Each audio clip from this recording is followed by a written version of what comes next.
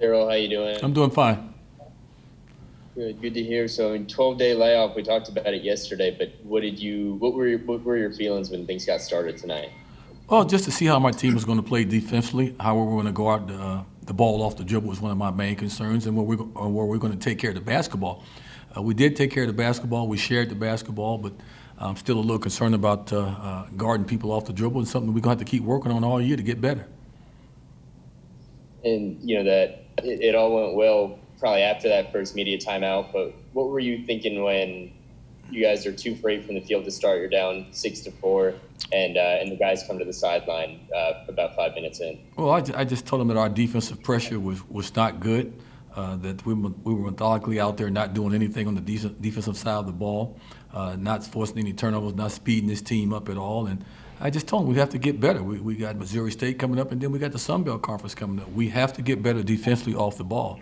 Overall, I know people probably think I'm crazy. You hold a team to whatever it was, 55, 50 points, whatever it was, and you're talking about was a bad defensive effort. As a coach, I know what I'm looking at. And I won't. You don't have to explain to me why that run mattered, but what flipped in that run where after the break, I think it was 23-0 run, and you guys sailed from there. I think we guarded a little bit better. We Yeah. rebounded the basketball. We turned them over a little bit to put us out in the open court. And when we get out in the open court, we're a pretty good, entertaining basketball team to watch. But that starts on the defensive side of the ball. And I think that whatever that stretch was, I think we were really good defensively for a stretch. And I mean, maybe focused on that stretch. What did you learn about your team and in the way they responded, and really, I mean, from that point on until halftime, really just took control of the game? Well, I kind of told those guys, don't give this team any more life. To really try to build the lead up and take them out of it and make them let them know that they couldn't win the basketball game, and that's essentially what we did. I asked Marquise about this. You told me yesterday he's turning the ball over too much tonight. 0 turnovers. Were you pleased with the way he took care of the ball? Yeah, overall, I'm pleased the way I don't know how many turnovers we had because I guess we're not printing stats out around here right now, but I don't think we turn the ball over a lot. And when we don't turn the ball over a lot, we're capable of scoring some points. And if Marquise only had he had 0 turnovers, then that's big. Then that's big. And I guess we had 8 for a team, so we've been averaging 18, and that's 10 extra shots, whatever it is, may be at the rim, and we shoot the ball pretty well, so that works in our favor.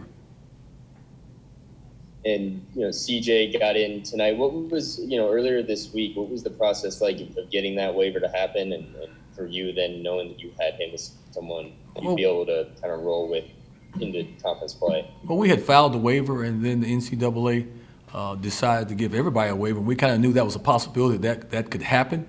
I was very happy for the young man that happened, that he was able to play in front of family and friends tonight. I thought he played really well. I think he's going to be a really good basketball player for us because he's another guy that can make plays with the basketball. And obviously, he can shoot the basketball, but he can bring the ball up the court, and he can initiate the offense, and he can make plays. And sort of down the bench, it was a good night for the bench. You seen had a really nice first half. Do you feel like he's somebody who is going to take some time, or that he contribute pretty I think I'm quickly? going to take my time and bring him along. He's going to play some minutes, but it's going to be at the right time, in the right situation. The good thing about it is this is almost a red shirt year for him that he gets to play minutes, which is a unique situation for him. It's going to help him out a lot, to be honest about it. So I thought he played well. He wasn't scared. He attacked offensively, and it was a good game for the young fella. And then with Chris, who is someone I know you wanted to kind of get going, just to see him here tonight after the injury he had, missing out, to have him out there. And Well, it was good to see the Chris we know back dunking the basketball, who led the country in dunks a couple of years ago. Of course, last year he was hurt with unfortunately, that bad back injury that he had. But it was good to have Chris out there. And when Chris comes to the game, I'm going to make it a point that I have to go to him right away to get him involved in the game. But overall, we got to win, but we got some work to do. We got practice tomorrow and Sunday before we had to play a tough Missouri State team. So we got some more work to do. what are your feelings headed to Missouri State and then closing out the non-conference play? Hey, they're going to be looking for revenge. We beat them last year up there on the last second shot, so they're going to be looking for revenge. It's probably he has a new basketball team, and it's going to be a tough game for us. And these next 2 days, we're going to have two good solid practices and get on that bus Sunday and head up to Springfield, Missouri, and know we're going to have a tough game against Missouri State.